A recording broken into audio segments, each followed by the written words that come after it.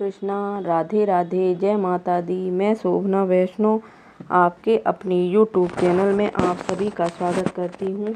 आज मैं आपको शिवभक्त राजा चंद्रसेन तथा गोप बालक श्रीकर की कथा सुनाने जा रही हूँ। कृपया ध्यान पूर्वक सुने। सूत जी कहते हैं कि ब्राह्मणों भक्तों की रक्षा करने वाले महाकाल नामक ज्योतिर्लिंग का महत्व अभिभावकों को बढ़ाने वाला है। उसे आदर पूर्वक सुनो। उज्जैनी में चंद्रसेन नामक एक महान राजा रहते थे, जो संपूर्ण शास्त्रों के तत्वज्ञ, शिवभक्त और जितेंद्रिय थे। शिव के पार्षदों में प्रधान तथा सर्वलोक वंदित मणिभद्र जी राजा चंद्रसेन के सखा हो गए थे। एक समय उन्होंने राजा पर प्रसन्न होकर उन्हें चिंतामणि नामक महामणि प्रदान की, जो कौस्तुभ मणि तथा सूर्य के समान दीप्तिमान थी। वह देखने, सुनने अथवा ध्यान करने पर मनुष्यों को निश्चय ही मंगल प्रदान करती थी।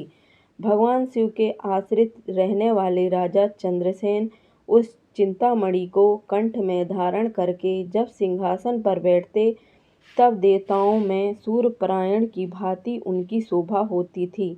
नभश्रेष्ठ चंद्रसेन के कंठ में चिंतामणि शोभा देती है, यह सुनकर समस्त राजाओं के मन में उस मणि के प्रति लोभ की मात्रा बढ़ गई और वे क्षुब्ध रहने लगे। तदंतर वे सब राजा चतुरंगिणी सेना के साथ आकर युद्ध में चंद्रसेन को जीतने के लिए अधत हो गए।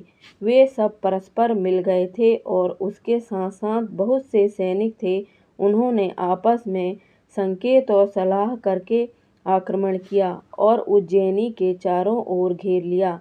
अपनी पुरी को संपूर्ण राजाओं द्वारा घिरी हुई देखकर राजा चंद्रसेन उन्हीं भगवान महाकालेश्वर की शरण में गए और मन को संदेह रहित करके दृढ़ निश्चय के साथ उपवास पूर्वक दिन रात अनन्य भाव से महाकाल की आराधना करने लगे। उन्हीं दिनों उस श्रेष्ठ नगर में कोई ग्वालिन रहती थी। उसके एकमात्र पुत्र था। वह विधवा थी और उज्जैनी में बहुत दिनों से रहती थी।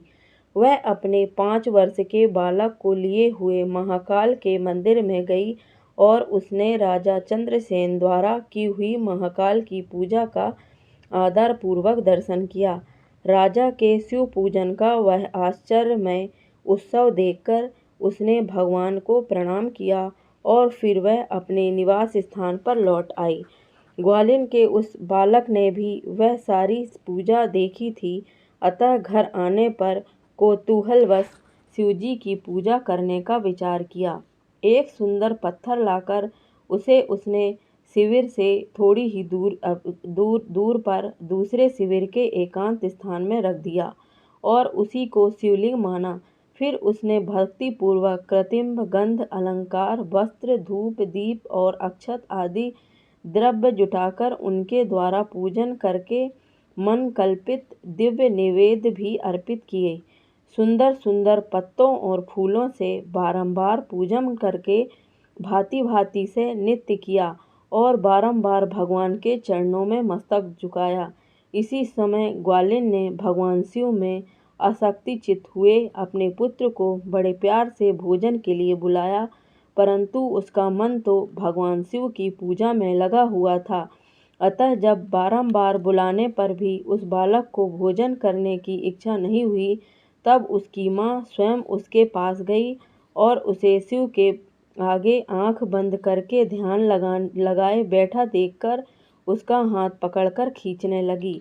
इतने पर भी जब वह ना उठा, तब उसने क्रोध में आकर उसे खूब पीटा। खींचने और मार पीटने पर भी जब उसका पुत्र नहीं आया, तब उसने वह शिवलिंग उठाकर दूर फेंक दिया और उस पर चढ़ाई हुई सारी पूजन सामग्री नष्ट कर दी। यह देखकर बालक हाय हाय करके रो उठा। रोष से भरी हुई ग्वालिन अपने बेटे को डांट डांट कर पुनः घर में चली गई। भगवान शिव की पूजा को माता के द्वारा नष्ट की गई देखकर वह बालक देव देव महादेव की पुकार करते हुए सहसा मूर्छित होकर गिर पड़ा। उसके नेत्रों से आंसुओं की धारा प्रवाहित होने लगी। 2 घड़ी बाद जब उसे चेत हुआ, तब उसने आंखें खोली। आंख खुलने पर शिशु ने देखा उसका वही शिविर भगवान शिव के अनुग्रह से तत्काल महाकाल का सुंदर मंदिर बन गया। मणियों के चमकीले खंभे उसकी शोभा बढ़ा रहे थे। वहां की भूमि स्फटिक मणि से जड़ दी गई। तपाए हुए सोने के बहुत से विचित्र कलश उस शिवालय को सुशोभित करते थे। उसके विशाल द्वार, कपाट और प्रधान द्वार स्वर्णमय दिखाई देते थे। वहां बहुमूल्य मणि, नीलमणि तथा हीरे के बने हुए चबूतरे शोभा दे रहे थे। उस शिवालय के मध्य मार्ग में दयानिधान शंकर का रत्नमय लिंग प्रतिष्ठित था। ग्वालिन के उस पुत्र ने देखा उस शिवलिंग पर उसकी अपनी ही चढ़ाई हुई पूजन सामग्री सुसज्जित है। यह सब देख वह बालक सहसा उठकर खड़ा हो गया। उसके मन ही मन बड़ा आश्चर्य हुआ और वह परमानंद के समुद्र में निमग्न सा हो गया। तदंतर भगवान शिव की स्तुति करके उसने बारंबार उनके चरणों में मस्तक झुकाया और सूर्यास्त होने के पश्चात वह गोप बालक शिवालय से बाहर निकला। बाहर आकर उसने अपने शिविर को देखा। वह इंद्र भवन के समान शोभा पा रहा था। वहां सब कुछ तत्काल स्वर्णमय होकर विचित्र एवं परम उज्ज्वल वैभव से प्रकाशित होने लगा। फिर वह उस भवन के भीतर गया जो सब प्रकार से शोभाओं से संपन्न था। उस भवन में स्वर्ण, सर्वत्र मणि, रत्न और सुवर्ण ही जड़े गए थे। प्रदोष काल में सानंद भीतर प्रवेश करके बालक ने देखा उसकी माँ दिव्य लक्षणों से लक्षित होकर एक सुंदर पलंग पर सो रही है। रत्नमय अलंकारों से उसके सभी अंग उद्दीप्त हो रहे हैं। वह साक्षात देवांगना के समान दिखाई देती है। मुख से विहल हुए उस बालक ने अपनी माता को बड़े बेग से उठाया। वह भगवान शिव की कृपा पात्र हो चुकी थी। ग्वालिन ने उठकर देखा, सब कुछ अब अपूर्व सा हो गया था। उसने महान आनंद में निमग्न हो अपने बेटे को छाती से लगा लिया। पुत्र के मुख से गिरजापति के कृपा प्रसाद का वह सारा वृतांत सुनकर ग्वालिन ने राजा को सूचना दी, जो निरंतर भगवान शिव के भजन में लगे रहते थे। राजा अपना नियम पूरा करके रात में सहसा वहां आए और ग्वालिन के पुत्र का वह प्रभाव जो शंकर जी को संतुष्ट करने वाला था वह देखा। मंत्री और पुरोहितों सहित राजा चंद्रसेन वह सब कुछ देख परमानंद के समुद्र में डूब गए और नेत्रों से प्रेम के आंसू बहाते तथा प्रसन्नता पूर्वक शिव के नाम का कीर्तन करते हुए उन्होंने उस बालक को हृदय से लगा लिया। ब्राह्मणों, उस समय वहां बड़ा भारी उत्सव होने लगा। सब लोग आनंद विभोर होकर महेश्वर के नाम और यश का कीर्तन करने लगे। इस प्रकार शिव का यह अद्भुत महत्व देखने से पुरवासियों को बड़ा हर्ष हुआ और इसी की चर्चा में वह सारी रात एक क्षण के समान व्यतीत हो गई। युद्ध के लिए नगर को चारों ओर से घेर कर खड़े हुए राजाओं ने भी प्रातःकाल अपने गुप्तचरों के मुख से वह सारा वृतांत अद्भुत चरित्र सुना। उसे सुनकर वह आश्चर्य से चकित हो गए और वहां आए हुए सब नरेश एकत्र हो आपस में इस प्रकार बोले कि ये राजा चंद्रसेन बड़े भारी शिवभक्त हैं, अतएव इन पर विजय पाना कठिन है। ये सर्वदा निर्भय होकर महाकाल की नगरी उज्जैन का पालन करते हैं, जिसकी पुरी के बालक भी ऐसे शिवभक्त हैं। वे राजा चंद्रसेन तो महान शिवभक्त हैं ही, इनके साथ विरोध करने से निश्चय ही भगवान शिव क्रोध करेंगे और उनको क्रोध से हम सब लोग नष्ट हो जाएंगे। अतः इन नरेश के साथ हमें मेल मिलाप भी कर लेना चाहिए। ऐसा होने पर महेश्वर हम पर बड़ी कृपा करेंगे। सूत जी कहते हैं, ब्राह्मणों, ऐसा निश्चय करके शुद्र हृदय वाले उन सब भूपालों ने हथियार डाल दिए। उनके मन में वैरभाव निकल गया। वे सभी राजा अत्यंत प्रसन्न हो चंद्रसेन की अनुमति ले महाकाल की उस रमणीय नगरी के भीतर गए। वहां उन्होंने महाकाल का पूजन किया। फिर वे सब के सब उस ग्वालिन के महान अभ्युदयपूर्ण दिव्य सौभाग्य की भूरी भूरी प्रशंसा करते हुए उनके घर पर गए। वहाँ राजा चंद्रसेन आगे बढ़कर उनका स्वागत किया। वे बहुमूल्य आसनों पर बैठे और आश्चर्यचकित एवं आनंदित हुए। गोप बालक के ऊपर कृपा करने के लिए स्वतः प्रकट हुए शिवालय और शिवलिंग का दर्शन करके उन सब राजाओं ने अपनी उत्तम बुद्धि भगवान शिव के चिंतन में लगाई। तदंतर उन सारे नरेशों ने भगवान शिव की पूजा प्राप्त करने के लिए उस गोप शिशु को बहुत सी वस्तुएं प्रसन्नता पूर्वक भेंट की। संपूर्ण जनपदों में जो बहुसंख्यक गोप रहते थे उन सबका राजा उन्होंने उसी बालक को बना दिया। इसी समय समस्त देवताओं से पूजित परम तेजस्वी वानर राज हनुमान जी वहां प्रकट हुए।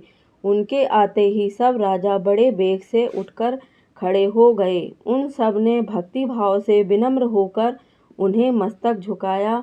राजाओं से पूजित हो वानर राज हनुमान जी उन सबके बीच में बैठ गए। उस गोप बालक को हृदय से लगाकर उन नरेशों की ओर देखते हुए बोले, राजाओं, तुम सब लोग तथा दूसरे देहधारी भी मेरी बात सुने। इसमें तुम लोगों का भला होगा। भगवान शिव के सिवा देहधारियों के लिए दूसरी कोई गति नहीं है। यह बड़े सौभाग्य की बात है कि इस गोप बालक ने शिव जी की पूजन का दर्शन करके उससे प्रेरणा ली और बिना मंत्र के भी शिव का पूजन करके उन्हें पा लिया। गोप वंश की कीर्ति बढ़ाने वाला यह बालक भगवान शंकर का श्रेष्ठ भक्त है। इस लोक में संपूर्ण भोगों का उपभोग करके अंत में यह मोक्ष प्राप्त कर लेगा। इसकी वंश परंपरा के अंतर्गत 8वीं पीढ़ी में महायशस्वी नंद उत्पन्न होंगे, जिनके यहाँ साक्षात भगवान नारायण उनके पुत्र रूप से प्रकट हो श्री कृष्ण नाम से प्रसिद्ध होंगे। आज से यह गोप कुमार इस जगत में श्रीकर के नाम से विशेष ख्याति प्राप्त करेगा। सूत जी कहते हैं, ब्राह्मणों, ऐसा कहकर अंजनी नंदन शिव स्वरूप वानर राज हनुमान जी ने समस्त राजाओं तथा महाराज चंद्रसेन को भी कृपा दृष्टि से देखा। तदंतर उन्होंने उस बुद्धिमान गोप बालक श्रीकर को बड़ी प्रसन्नता के साथ शिवोपासना के उस आचार व्यवहार का उपदेश दिया जो भगवान शिव को बहुत प्रिय है। इसके बाद परम प्रसन्न हुए हनुमान जी चंद्रसेन और श्रीकर से विदा ले उन सब राजाओं के देखते देखते वहीं अंतर्धान हो गए। वे सब राजा हर्ष से भरकर सम्मानित हो महाराज चंद्रसेन की आज्ञा ले जैसे आए थे वैसे ही लौट गए। महातेजस्वी श्रीकर भी हनुमान जी का उपदेश पाकर धर्मज्ञ ब्राह्मणों के साथ शंकर जी की उपासना करने लगा। महाराज चंद्रसेन और गोप बालक श्रीकर दोनों ही बड़ी प्रसन्नता के साथ महाकाल की सेवा करते थे। उन्हीं की आराधना करके उन दोनों ने परम पद प्राप्त कर लिया। इस प्रकार महाकाल नामक शिवलिंग सत्पुरुषों का आश्रय है। भक्त वत्सल शंकर दुष्ट पुरुषों का सर्वदा हनन करने वाले हैं। यह परम पवित्र रहस्यमय आख्यान कहा गया है जो सब प्रकार का सुख देने वाला है। यह शिव भक्तों को बढ़ाने तथा स्वर्ग की प्राप्ति कराने वाला है। अगर आपको मेरे द्वारा बताई गई कथा अच्छी लगी हो तो प्लीज़ लाइक करिए, शेयर कीजिए और सब्सक्राइब कीजिए। धन्यवाद।